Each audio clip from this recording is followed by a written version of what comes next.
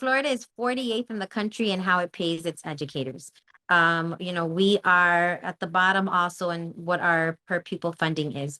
And so when districts are trying to make educated decisions on what are the programs that they're going to keep and what are the programs that they're going to cut, unfortunately, that is always a conversation of cutting arts and putting different programs on the chopping block because people are like, well, if we need to cinch the waist, we're going to focus on language arts, math, history and science. And we know that it's so much more robust than that, and that in order for a child to have a rich understanding of the world around them, they have to have exposure to art. And so these are always constant battles that we are focusing on. We have so many students that come into our community that are from other countries.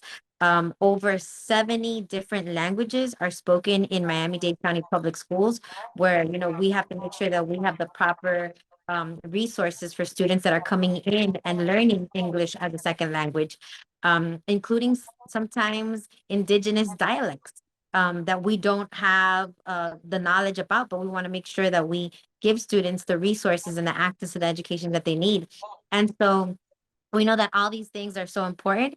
And unfortunately, in the state of Florida, although we are a rich economy and we have so much tourism, there's so much concerted effort to defund public schools, to take away, from public schools and give it to private institutions and privatize our schools. That it's really hurting students, it's really hurting the community, because these are all things that are going to hurt us in the long run if we can't offer a robust education for our students now.